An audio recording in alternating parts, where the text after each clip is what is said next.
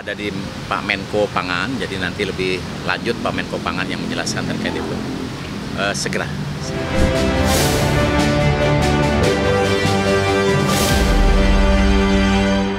Kepala Badan Gizi Nasional Dadan Hindayana menyampaikan peraturan Presiden atau Perpres terkait dengan program makan bergizi gratis sudah selesai dan saat ini sudah dikoordinasikan Kementerian Koordinator Bidang Pangan. Menurut Dadan, pembahasan lanjutan terkait dengan Perpres makan bergizi gratis nantinya akan disampaikan langsung oleh Menko Bidang Pangan Zulkifli Hasan. Dadan menjelaskan Badan Gizi Nasional berfokus pada penyelenggaraan program makan bergizi gratis, sedangkan aspek koordinasi, rantai pasok, dan pengawasan berada di bawah Menko Pangan. Pemerintah terus berupaya mempercepat penyusunan Perpres makan bergizi gratis untuk menjamin program prioritas nasional ini dapat berjalan baik dan tepat sasaran. Ya, itu sudah ada di Pak Menko Pangan, jadi nanti lebih lanjut Pak Menko Pangan yang menjelaskan terkait itu. Segera. Karena Kepres untuk tim koordinasinya sudah keluar hari ini, jadi itu sudah wilayahnya Pak Menko Pangan. Saya sebagai Kepala Badan Gizi bertugas untuk menyelenggarakan program makan bergizi gratis, sementara untuk koordinasi terkait dengan rantai pasok, kemudian pengawasan, monitoring, keterlibatan instansi lain, kementerian lain, lembaga lain. Ya, pemirsa, kabar gembira bagi calon jemaah haji 2026, biaya perjalanan ibadah haji yang harus dibayar jemaah turun Rp2 juta menjadi Rp54,1 juta. Pemerintah dan DPR memastikan meski ada penurunan biaya, kualitas pelayanan bagi jemaah tetap menjadi prioritas utama. Pemerintah bersama Komisi 8 DPR RI menetapkan besaran biaya perjalanan ibadah haji yang harus dibayar jemaah haji tahun 2026 hanya sebesar Rp54,1 juta per orang. Angka ini merupakan bagian dari total biaya penyelenggaraan ibadah haji atau BPIH 2026 yang disepakati sebesar Rp87,4 juta per jamaah, turun 2 juta dibandingkan biaya haji tahun 2025 yang mencapai Rp89,4 juta. Ketua Komisi 8 DPR RI, Rawan Dasopang, mengatakan meski ada penurunan biaya, kualitas pelayanan bagi jemaah tetap menjadi prioritas utama. Fasilitas akomodasi di Mekah maksimal berjarak 4,5 km dari Masjidil Haram. Sedangkan di Madinah maksimal 1 km dari Masjid Nabawi. Menu catering pun dipastikan bercita rasa Nusantara dengan juru masak asal Indonesia.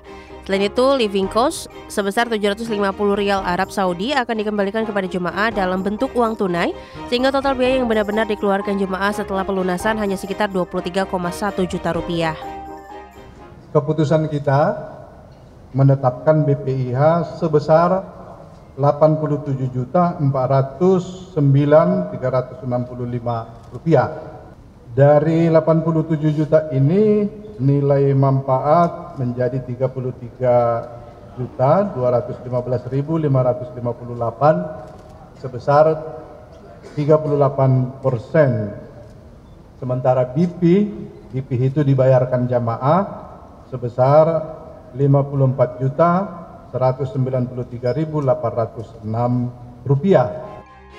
Komisi 8 juga mendorong Kementerian Haji dan Umroh untuk segera memanggil jemaah yang berhak berangkat agar bisa melakukan pelunasan BPIH, serta memastikan 2 syarikat penyedia layanan di Arab Saudi, Rakin Mashkari dan Al Bait Gas, memberikan pelayanan maksimal.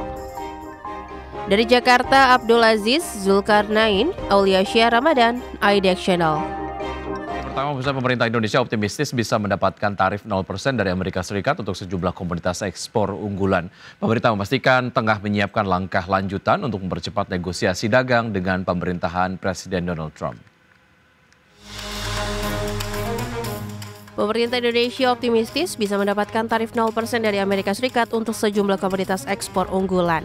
Menurut Menko Bidang Perekonomian Erlangga Hartarto, Indonesia tengah menyiapkan langkah lanjutan untuk mempercepat negosiasi dagang dengan pemerintahan Presiden Donald Trump. Erlangga memastikan produk-produk ekspor unggulan Indonesia seperti sawit dan kakao akan menjadi fokus utama agar tidak dikenakan tarif resiprokal Amerika Serikat.